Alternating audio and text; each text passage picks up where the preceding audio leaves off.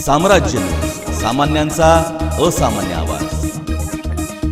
सोलापूर शहर जिल्हा राष्ट्रवादी काँग्रेस पार्टीचा वर्धापन दिन सोमवारी साजरा करण्यात आला। त्यानंतर आयोजित केलेल्या कार्यक्रमात राष्ट्रवादीच्या प्रमुख पदाधिकाऱ्यांना मार्गदर्शन करताना पाटील हे बोलत होते।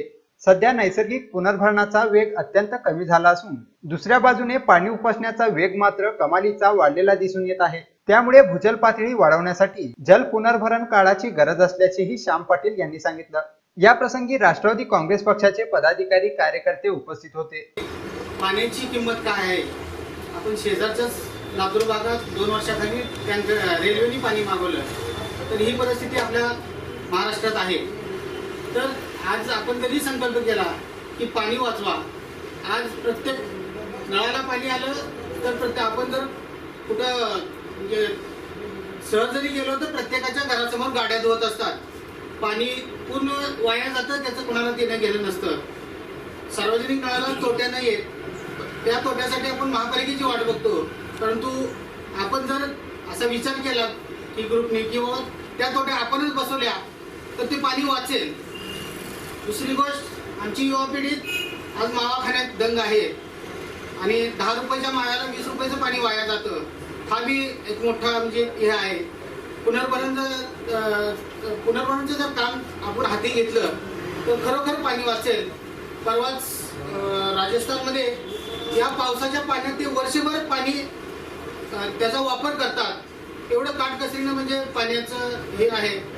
तर आम्ही भारतीय जैन संघटनेच्या माध्यमातून गेल्या वर्षी उत्तर सोलापूर तालुका कामासाठी होता, जो 55 JCB त्या कामासाठी लागले होते आणि विशेषतः सर्व गावकरी श्रमदानाला बाहेर पडले।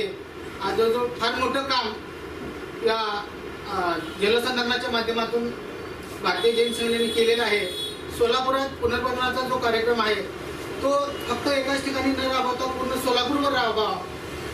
आम्ही भारतीय जैन संघटनेतर्फे त्यांना काय सहकार्य लागेल, आम्ही स्वतःहून तिथं जाऊ कामासाठी।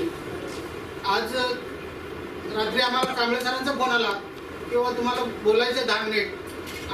मी काय जास्त बोलू शकत नाही, कामासनी काम करू शकतो, परंतु जो पाण्याचा अनुभव आहे, आज बऱ्याच ठिकाणी मी फिरलो महाराष्ट्रात, आशिवला वगैरे, तिथं मोठी कामं झाली पाणी फाउंडेशनची। पाणी फाउंडेशन आणि भारतीय जैन संघटना मिळून काम करते। तर गेल्या 4 वर्षापासून हे कामं चालू आहेत। यावर्षी मी अकोला, वाशिम, लातूर, उस्मानाबाद ही 4 जिल्हे पूर्ण दुष्काळमुक्त करण्यासाठी हाती घेतलेले आहेत आणि ते काम पूर्णत्वावर होत आहे। ज्या टायमाला आमची भारतीय जैन संघटनेची मीटिंग पुण्याला झाली, त्या टायमाला मी आणि केतन शाहनी सोलापूरचा हट्ट धरला की सोलापूर मुक्त म्हणजे दुष्काळमुक्त करायचं आहे। त्यांनी सांगितलं की हे 4 जिल्हे झाले की आपण सोलापूर घेऊ।